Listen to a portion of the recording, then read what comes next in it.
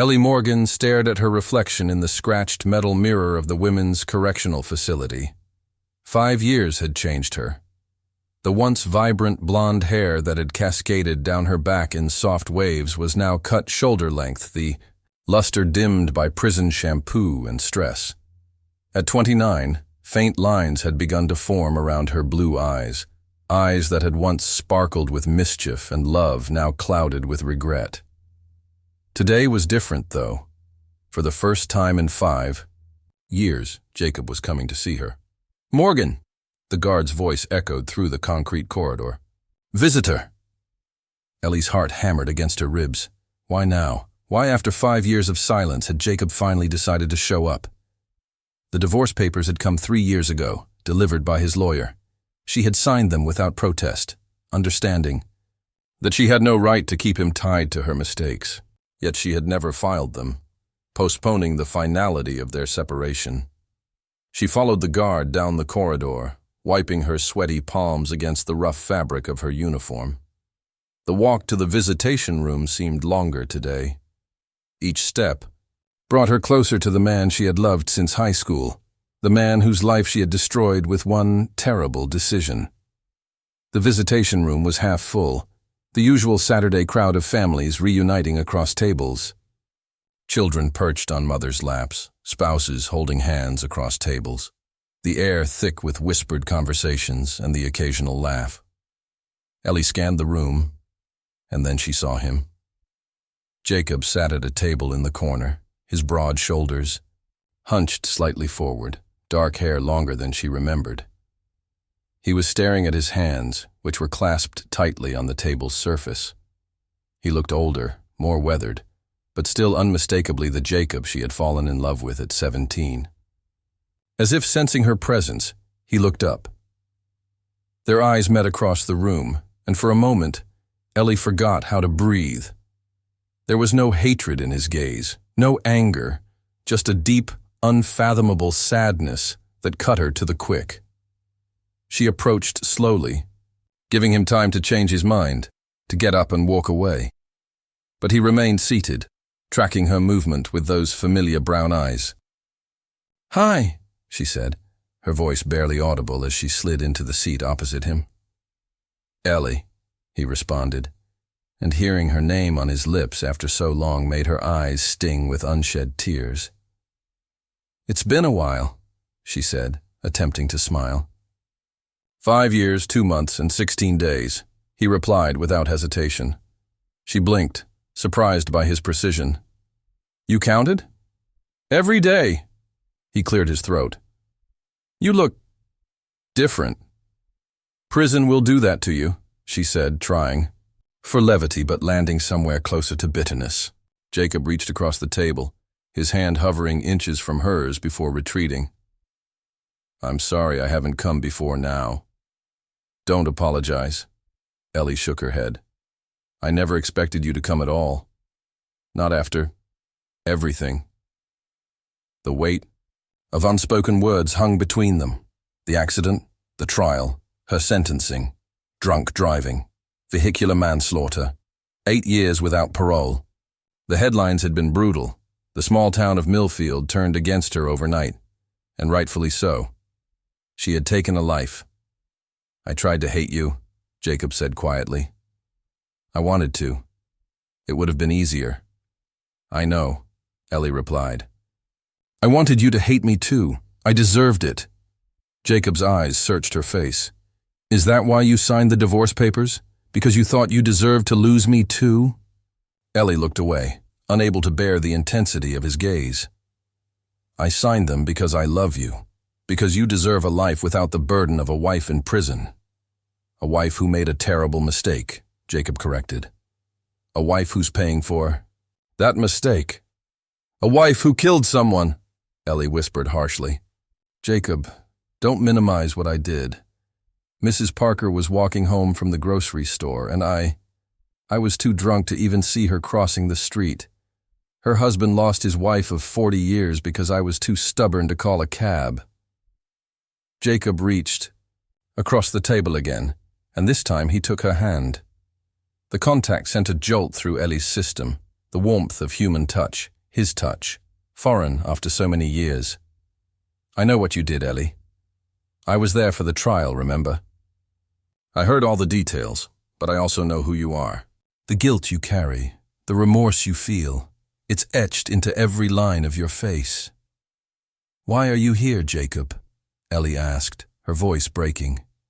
Why now, after all this time? Jacob's fingers tightened around hers.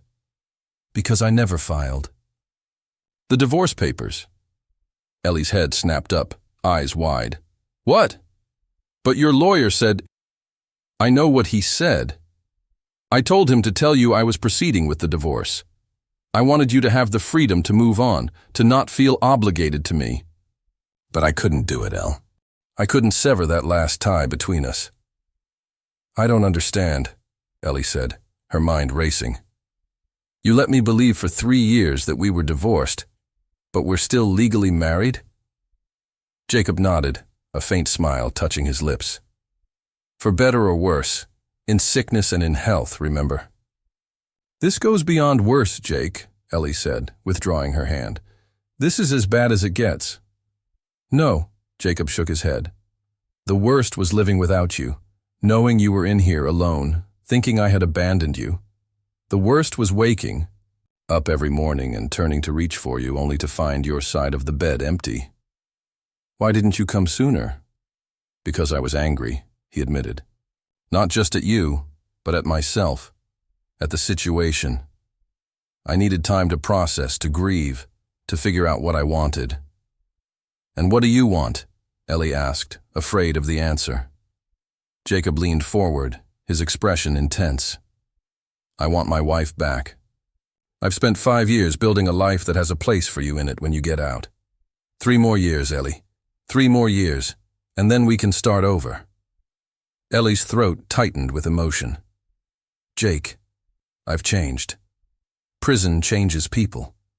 I'm not the woman you married anymore. Neither am I the same man, he countered. But I still love you, Ellie Morgan. I never stopped. The guard called out a warning that visitation would end in 10 minutes. Panic flared in Ellie's chest. There was so much more to say, so many questions to ask. I'll come back next week, Jacob promised, sensing her distress. And the week after that. Every week until you're released. You can't put your life on hold for 3 more years, Ellie protested weakly. I'm not putting my life on hold, Jacob replied. I'm investing in our future, if you'll have me. Ellie stared at him, this man who had seen her at her worst, and was still offering her a second chance. I don't deserve you. Maybe not, he said with a slight smile. But you have me anyway, unless you don't want this. If you've moved on in your heart, Ellie, I'll understand. I'll file those papers tomorrow, if that's what you truly want. The guard called the 5-minute warning. I need to tell you something, Jacob said, suddenly urgent. The real reason I came today, after all this time. Ellie tensed, bracing herself for whatever revelation was coming. I've been talking to Mrs. Parker's husband, Jacob said quietly. Ellie felt the blood drain from her face. What? Why would you? Because he reached out to me, Jacob interrupted. 6 months ago, he wanted to know how you were doing. How I was doing? Ellie echoed incredulously. I killed his wife, Jacob nodded solemnly. Yes, and he spent years hating you for it. But he's also spent years trapped in that hatred, unable to move forward. He's been going to grief counseling, and his counselor suggested that forgiveness might be the key to his healing. He wants to forgive me? Ellie asked, disbelief coloring her voice. He wants to try, Jacob corrected.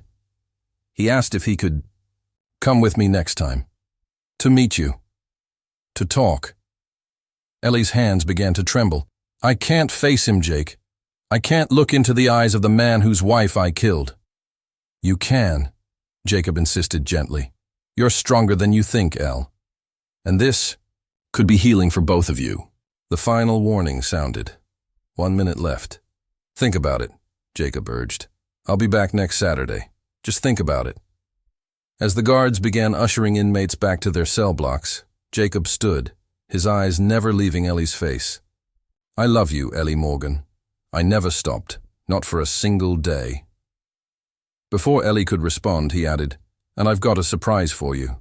Something that might make these next 3 years a little easier to bear, but that's for next week." And then she was being led away, her mind spinning with revelations, with possibilities, with the first flickers of hope she had felt in 5 long years. The week crawled by with excruciating slowness. Ellie could barely focus on her work assignment in the prison laundry, her mind constantly drifting to Jacob's visit, replaying their conversation over and over. What was the surprise he had mentioned? And could she really face Mr. Parker, the man whose life she had shattered? Her cellmate, Darlene, noticed the change in her. "You've been staring at that same sheet for 5 minutes, Morgan. What's going on in that head of yours?" Ellie carefully folded the sheet before answering. "My husband came to visit last weekend." Darlene raised her eyebrows, pausing in her sorting. "The husband you told me divorced you 3 years ago?" "Turns out he never filed the papers," Ellie replied, still unable to believe it herself. "We're still married." "Well, I'll be damned," Darlene whistled low. "That's some Nicholas Sparks shit right there." Ellie smiled despite herself. "He says he's coming back. Every week until I get out." "You believe him?" The question gave Ellie pause. Did she believe him? Jacob had never broken a promise to her before the accident, but prison had taught her the harsh lesson that people's promises were as fragile as glass, easily shattered against the hard reality of time and distance. "I want to," she finally answered. Saturday arrived with the weight of anticipation. Ellie had taken extra care with her appearance, using the limited resources available to her. She'd traded her dessert for a small amount of moisturizer, washed her hair twice, and even borrowed a hair tie from another inmate to pull her blonde locks into a neat ponytail. As she entered the visitation room, her eyes immediately sought Jacob. He was there, at the same table in the corner, and the relief that flooded through her was almost painful in its intensity. He had come back, just as he'd promised. But he wasn't alone. Beside him sat an elderly man, perhaps in his late 60s or early 70s, with silver hair and deeply lined features. Even from across the room, Ellie could see the grief etched into his face, a grief she was responsible for. Mr. Parker. Her steps faltered, and for a moment she considered turning around, telling the guard she felt sick, anything to avoid this confrontation. But Jacob had seen her, and the encouragement in his eyes gave her the strength to continue forward. "Ellie," Jacob said, standing as she approached. "This is Robert Parker." The older man remained seated, his eyes fixed on Ellie's face with an unreadable expression. Not hatred exactly, but something equally potent. "Mr. Parker," Ellie said, her voice barely audible, I don't know what to say." "Then don't say anything," Robert replied, his voice gravelly with age and emotion. "Just listen." Ellie nodded, taking the seat across from them, her hands clasped tightly in her lap to hide their trembling. "Martha and I were married for 43 years, Robert began without preamble. "She was walking home from buying the ingredients for my birthday dinner when you hit her." "Did you know that? It was my 70th birthday." Each word was a dagger to Ellie's heart. "No, sir, I didn't know. I spent that night identifying her body at the morgue instead of blowing out candles," he continued, his voice steady despite the pain evident in his eyes.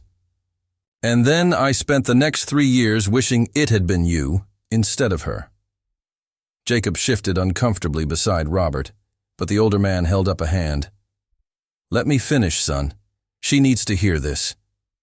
Turning back to Ellie, Robert continued, "I hated you with every fiber of my being. I attended every day of your trial, hoping they'd lock you up and throw away the key. When they gave you 8 years, I thought it wasn't nearly enough." Tears streamed silently down Ellie's cheeks, but she didn't wipe them away. She deserved this. She deserved every painful word. Then, about a year ago, I had a heart attack, Robert said, his hand unconsciously moving to his chest. Lying in that hospital bed, thinking I might die, all I could feel was this hatred. It was poisoning me from the inside out. My doctor said stress and anger were contributing factors to my condition. Imagine that. Not only had you taken Martha, but your actions were killing me too. I'm so sorry, Ellie whispered, the words wholly inadequate.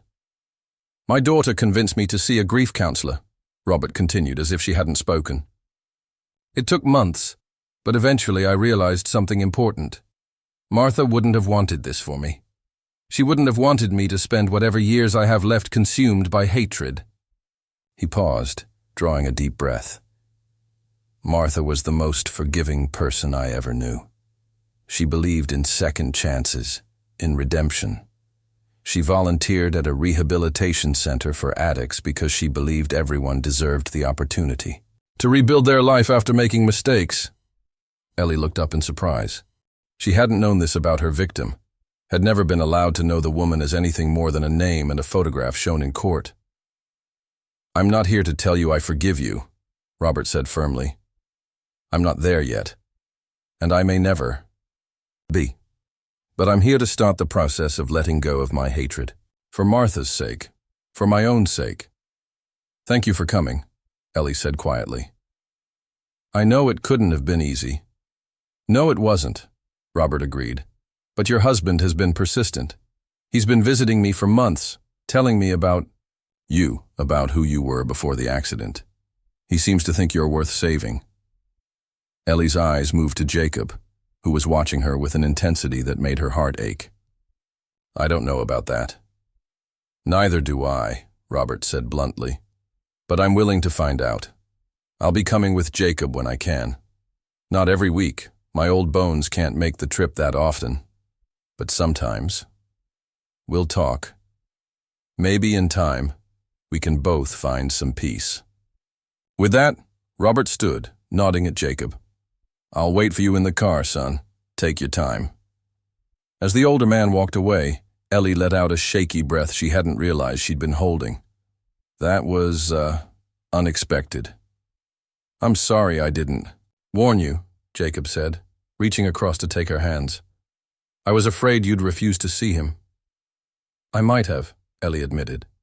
Thank you for whatever you said to him, for bringing him here. I think I needed that, as much as he did. Jacob squeezed her hands. He's a good man who's been through hell. Just like you're a good woman who's been through hell. I thought maybe you could help each other find a way out.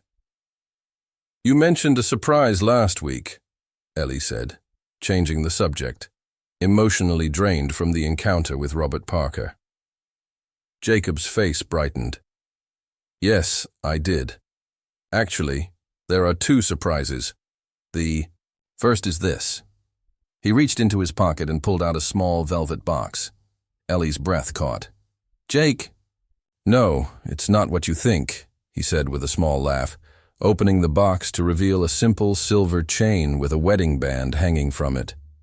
It's my ring. I've never taken it off, not once in these 5 years. But I can't wear it in my new job. Safety regulations, so I had it put on a chain. I thought maybe you'd like to have it, to remind you that I'm still yours, and you're still mine. Ellie stared at the ring, emotion threatening to overwhelm her. They won't. Let me keep it. I already checked, Jacob replied. They will, as long as it's not the actual ring, just the necklace. It's been approved. With gentle movements, he stood and moved behind her, fastening the delicate chain around her neck.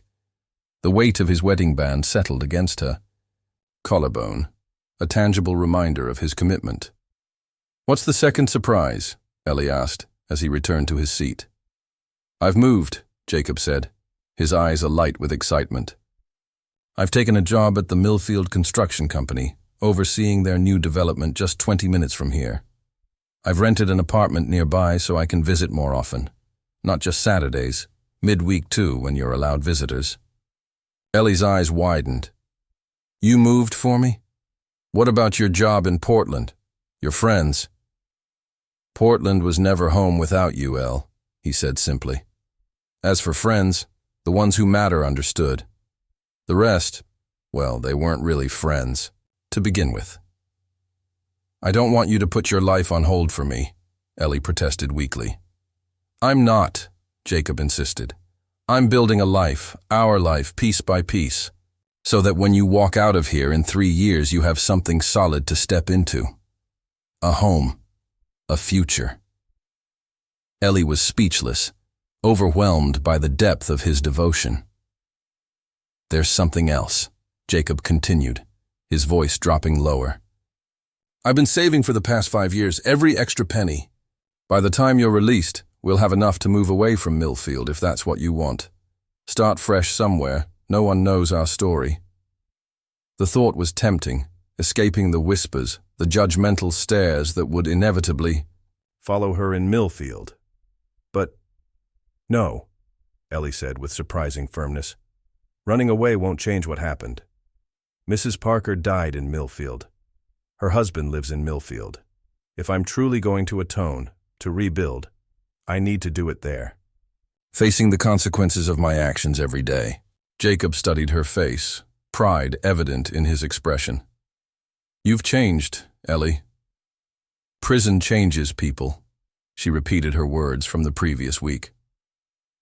Not always for the better, Jacob noted. But in your case, he didn't finish the thought, but his meaning was clear. The guard called the 5-minute warning, and panic flared in Ellie's chest again. She wasn't ready for this time to end. I'll be back on Wednesday evening, Jacob promised, seeing her distress. And then Saturday. Again. Every Wednesday and Saturday, until you're free. 3 years is a long time, Jake, Ellie said softly. A lot can happen. Yes, it is, and yes, it can, he agreed. But we've already survived 5 years apart. What's 3 more, now that we're facing them together?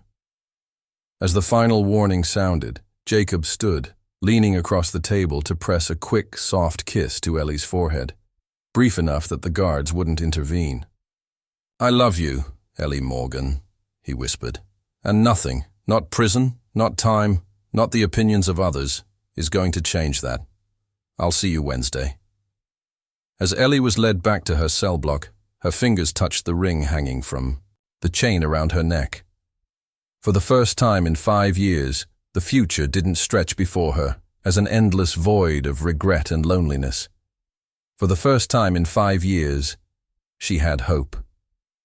True to his word, Jacob came on Wednesday, and the following Saturday, and every visiting day for the next 6 months. Sometimes Robert Parker joined him, their conversations gradually evolving from stilted and painful to something approaching mutual understanding. Not friendship, that would be asking too much, but a fragile peace built on shared grief and regret. He's bringing his daughter next time, Jacob told Ellie during a Saturday visit in early winter. Ashley. She's been hesitant, but Robert thinks she's ready. Ellie nodded, fingers automatically moving to touch the wedding band that hung around her neck, a habit she'd developed over the months. I understand her reluctance. I took her mother away. You're not defined by the worst thing you've ever done, Elle, Jacob said quietly, a refrain he'd repeated often during their visits. Remember that when you meet her. The prison yard was covered in a thin layer of snow the day Ashley Parker came. Through the window of the visitation room, Ellie could see the white blanket making the institutional grounds look almost peaceful, belying the pain and loneliness contained within the concrete walls. Ashley was in her early 40s, with her mother's eyes according to Robert, who introduced them with carefully measured formality. Unlike her father, Ashley's grief still had sharp edges, her anger barely contained beneath a veneer of politeness. Dad says this is helping him, she said after an uncomfortable silence. Seeing you, talking to you.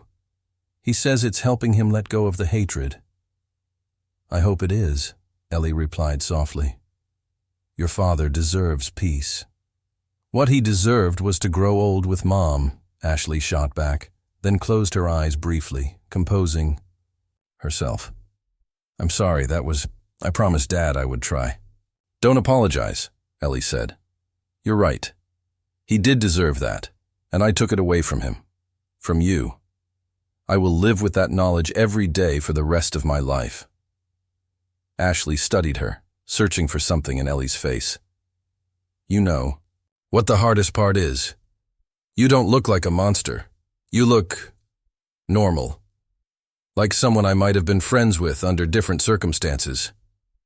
"I'm not a monster," Ellie said, then added quickly. "But I'm not asking for sympathy either. What I did was monstrous, and I accept that. I accept the consequences." "Do you?" Ashley asked, her voice tight with emotion. "Because from where I'm sitting, it looks like you still get to have a husband who loves you, a future to look forward to when you get out. My mother's future ended on that street corner." Jacob started to speak, but Ellie placed her hand over his, silencing him. This was her burden to bear, her conversation to have. "You're right," Ellie acknowledged. "And I struggle with that. Guilt every day. Why do I get a second chance when Mrs. Parker doesn't? It's not fair, it's not just. But it's the reality we're living in. And all I can do is try to live a life worthy of this second chance."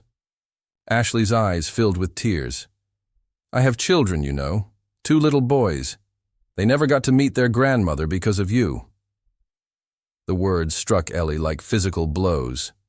Children.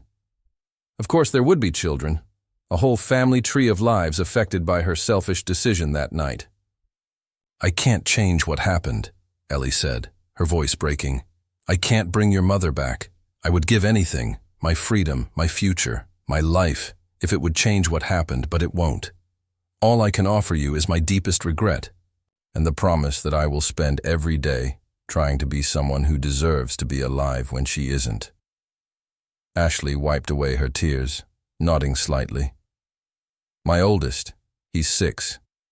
He asks about Grandma sometimes, about what happened to her. I've never told him the full story. I don't know how." "What do you tell him?" Ellie asked gently. "That a woman made a bad decision, and Grandma was in the wrong place at the wrong time," Ashley replied. "He's too young to understand more than that." "That's a fair explanation," Ellie said.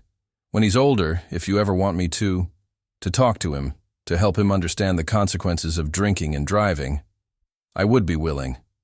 Ashley looked startled by the offer. "I don't know if that would ever be appropriate." "Probably not," Ellie agreed.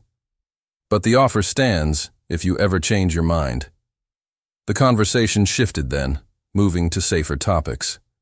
Ashley spoke about her work as a high school counselor, about her husband's recent promotion, about her son's antics.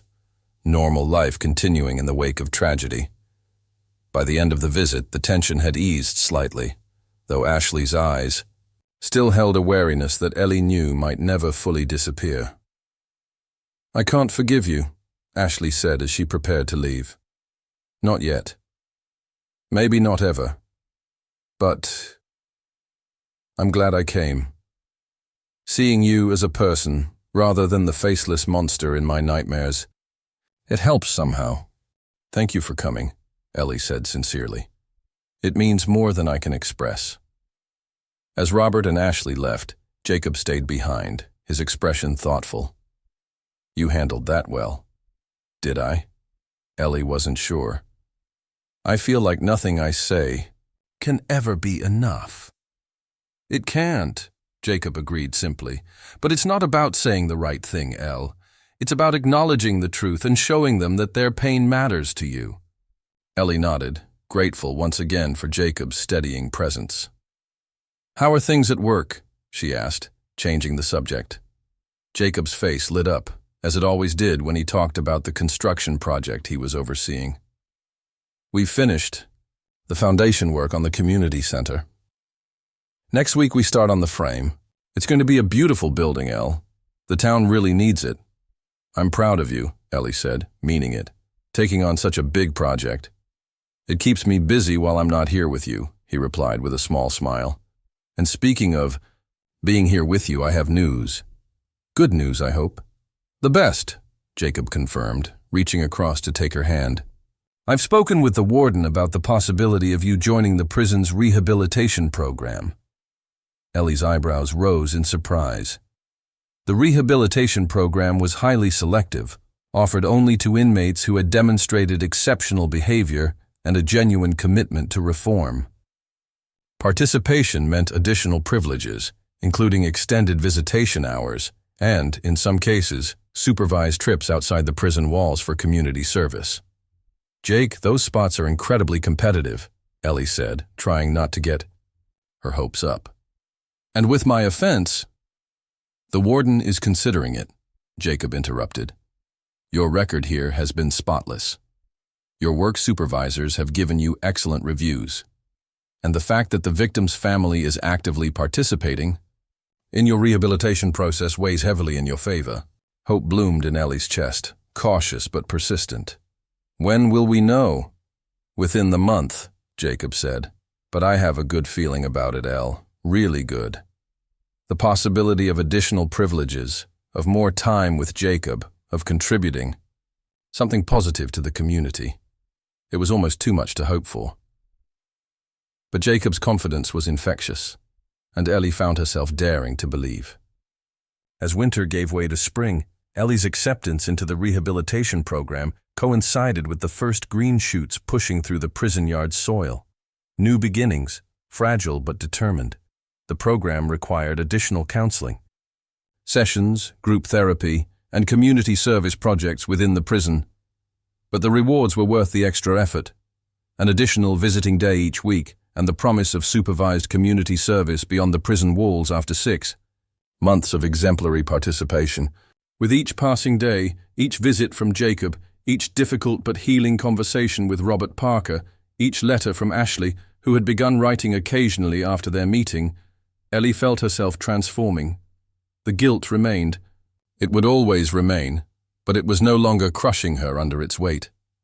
Instead, it had become the foundation upon which she was building a new version of herself, someone worthy of the second chance she'd been given. 1 year after Jacob's unexpected return to her life, Ellie sat across from him in the visitation room, marveling at how much had changed. 2 more years, she said, her voice steady with determination rather than heavy with despair. 2 more years until I'm home. About that, Jacob said, an odd note in his voice that immediately caught Ellie's attention. I spoke with your lawyer yesterday. Ellie tensed. What's wrong? Has something happened with my case? Nothing's wrong, Jacob assured her quickly. The opposite, actually. Your participation in the rehabilitation program, combined with your perfect behavior record and the support letters from the Parkers, has opened up a possibility we hadn't considered. What possibility? Ellie asked, hardly daring to breathe. Early release, Jacob said, a smile breaking across his face. Not immediately, but potentially in 14 months instead of 2 years. The world seemed to tilt momentarily, and Ellie gripped the edge of the table to steady herself. Is that really possible? Your lawyer is filing the paperwork next week, Jacob confirmed. She's optimistic, Elle. Really optimistic. 14 months, Ellie whispered, the time frame simultaneously feeling like an eternity and the blink of an eye. I could be home in 14 months. We could start rebuilding our life together sooner than we thought, Jacob said, his eyes shining with emotion. I've already started looking at houses. Nothing fancy, just a small place to call our own. Something with a garden. You always wanted a garden. I still do, Ellie said, tears blurring her vision. Somewhere to grow things, to nurture them. To watch them flourish, Jacob added softly. Just like you're doing, Elle. Just like we will, together. As the visit ended, Jacob pressed a gentle kiss to her forehead, a gesture that had become their ritual, their promise to each other. I love you, Ellie Morgan, and in 14 months, I'm going to take you home. For the first time since entering prison, Ellie allowed herself to fully envision that homecoming, walking out of the gates into Jacob's waiting arms, leaving behind the concrete and metal for open skies and endless possibilities. Not freedom from responsibility or consequence. She would carry the weight of her actions forever. But freedom to make amends, to create good in the world, to love and be loved, despite her past. 14 months. She could do this. They could do this. Together. The 14 months that followed passed in a blur of activity. Ellie threw herself into the rehabilitation program with renewed determination, volunteering for every community service opportunity available. When the 6-month mark arrived, she qualified for supervised community service beyond the prison walls, her first taste of the outside world in over 6 years. Her first assignment was helping to plant a community garden at a local elementary school. The feeling of soil between her fingers, the sun on her face without the obstruction of chain-link fences and guard towers, the sounds of children laughing in the distance. It was overwhelming. She had wept that night back in her cell, tears of gratitude and bittersweet joy. Jacob visited religiously, his excitement growing as her potential release date approached. He'd found a small house on the outskirts of Millfield, close enough to be part of the community but removed enough to offer some privacy. He showed her pictures during visits, seeking her approval on paint colors and furniture, including her in every decision, as if she were already there beside him. "It has a perfect spot for that garden," he told her, pointing to a sunny patch of yard in one of the photographs. "South-facing, good drainage. I've already started preparing the soil." Robert Parker's visits continued too, less frequent but deeply meaningful. The anger had faded from his eyes, replaced by a weary acceptance and, occasionally, moments of genuine warmth. He brought photos of his grandsons, sharing stories of their adventures and accomplishments. It was his way of showing Ellie that life continued, that joy could exist alongside grief, that healing was possible. "Ashley's youngest starts kindergarten next month," he told Ellie during one of his visits. "She's asked if I could bring you something." He handed Ellie a child's drawing, a simple crayon rendering of what appeared to be a family. 2 adults, 2 children, and an older man with white hair. At the bottom, in the wobbly handwriting of a 5-year-old, were the words, "My family." "She's been teaching them about forgiveness," Robert explained, his voice rough with emotion, "using our situation as a lesson. Not the details, of course, but the concept that people can make terrible mistakes and still deserve second chances." Ellie stared at the drawing, unable to speak past the lump in her throat. "You'll never be part of our family, Ellie," Robert continued, his honesty gentle but firm. "But you'll always be part of our story. Ashley wanted you to know that she's finding a way to make that story meaningful for her children." It was perhaps the greatest gift Ellie could have received, the knowledge that in some small way, her terrible mistake was being transformed into a lesson about grace and redemption for the next generation. As the date of her parole hearing approached, Ellie's anxiety mounted. Despite the optimism of her lawyer and Jacob's unwavering confidence, she couldn't shake the fear that something would go wrong, that the board would deny her petition, that she would have to serve her full sentence. "What if they say no?" she asked Jacob during his visit the week before the hearing. "What if they decide I haven't earned early release?" "Then we wait another 10 months, Jacob replied simply. "It doesn't change anything between us, Elle. It doesn't change our plans, our future. It just delays them a bit." His steadfastness calmed her, as it always did. Jacob had become her anchor, his love the constant that sustained her through the darkest moments of doubt and fear. The day of the parole hearing arrived crisp and clear, a perfect autumn morning. Ellie wore the nicest outfit available to her, a simple blouse and slacks provided by the prison for such occasions. Her hands trembled as she prepared, and Darlene, her longtime cellmate, noticed. "You got this, Morgan," Darlene said with unusual gentleness. "If anyone deserves a second chance, it's you." The hearing room was smaller than Ellie had imagined, a conference table with the 3-member parole board seated on one side, her lawyer beside her on the other. Jacob sat in the gallery behind her, along with, to her surprise, Robert Parker. The proceedings were both exhaustingly thorough and surprisingly brief. The board reviewed her case file, her behavior record, her participation in the rehabilitation program. They asked pointed questions about her remorse, her understanding of the impact of her crime, her plans for the future. "I will never escape the knowledge of what I've done," Ellie told them, her voice steady despite her racing heart. "Mrs. Parker's death will always be with me. But I've learned that the best way to honor her memory isn't to punish myself endlessly. It's to live a life worthy of the second chance I've been given, to make choices that create good in the world rather than harm. To use my story to prevent others from making the same terrible mistake I did." The board took particular interest in the letters of support from the Parker family, especially Robert's personal appearance at the hearing. When invited to speak, he stood, his aged hands gripping the back of the chair in front of him. "Martha wouldn't want Ellie Morgan to spend another day in prison than necessary," he said, his voice wavering but determined. "My wife believed in redemption. She believed in second chances. I've spent these past months getting to know the woman who took her from me, and I can tell you with certainty that she is not the same person who made that terrible decision 7 years ago.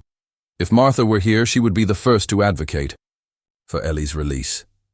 When the board announced their decision, immediate release, with 3 years of parole supervision, Ellie thought she might collapse from relief. Jacob's arms were around her in an instant, supporting her, his tears mingling with hers as the reality sank in.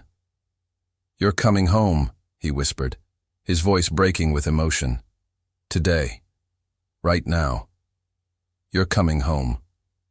The processing took several hours, paperwork to sign, belongings to collect, pitifully few after 7 years, instructions regarding her parole requirements to receive.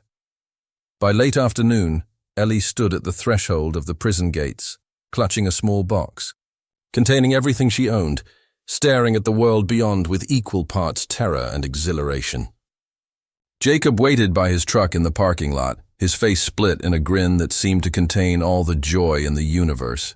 Beside him stood Robert Parker, his expression more subdued but no less sincere. As Ellie took her first steps as a free woman, Jacob moved forward, meeting her halfway. He gathered her into his arms, lifting her off her feet in his enthusiasm, spinning her in a circle that made her laugh, a sound so foreign to her own ears that it startled her. "Welcome back," he murmured against her hair. "Welcome home." When he set her down, Ellie turned to face Robert Parker. The older man offered a small, sad smile and extended his hand. Instead of taking it, Ellie stepped forward and carefully, tentatively embraced him. After a moment's hesitation, his arms came around her, patting her back awkwardly but kindly. "Thank you," she whispered, "for your forgiveness, for your support, for everything." "Live well, Ellie Morgan," Robert replied as they separated. "That's all Martha would want. That's all I want, too." With a final nod to Jacob, Robert walked to his own car, leaving the reunited couple to their privacy, to their new beginning. The drive to their new home was surreal. Ellie rolled down the window, letting the wind tangle her hair, breathing deeply of air that wasn't filtered through institutional ventilation systems. The world seemed impossibly bright, impossibly vast after years confined within concrete walls. "It's overwhelming," she admitted to Jacob, her hand clutching his across the center console. "Everything feels so much." "We'll take it slow," he promised, "one day at a time. One moment at a time, if that's what you need." The house, when they arrived, was perfect, small but welcoming, with warm yellow walls and comfortable furniture. But what made Ellie's breath catch was the sight in the backyard. A garden, already planted with fall vegetables and surrounded by a simple wooden fence. "I wanted you to have something growing," Jacob explained as they stood in the doorway, looking out at it. "Something alive and thriving, waiting for you."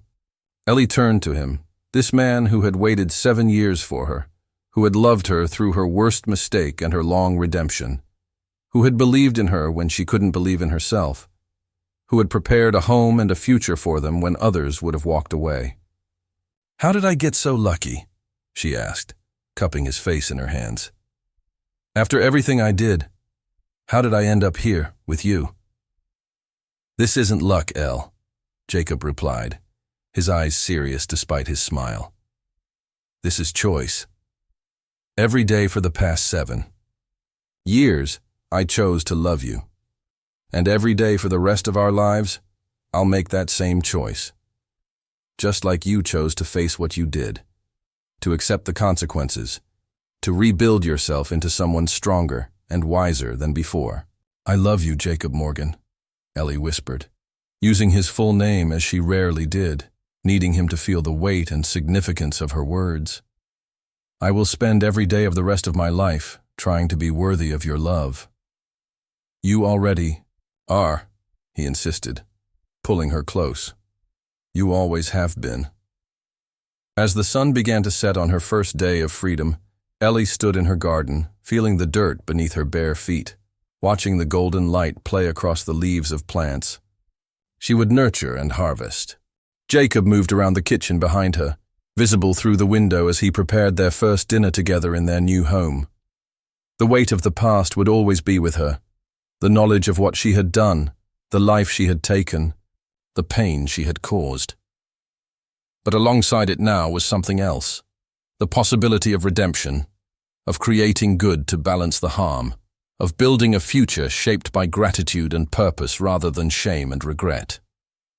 In the fading light, Ellie closed her eyes and whispered a promise, to Martha Parker, to Robert and Ashley, to the community she had harmed, to Jacob who had never lost faith in her, and to herself. I will make this second chance count. Every single day. And for the first time in 7 years, Ellie Morgan felt truly, completely at peace.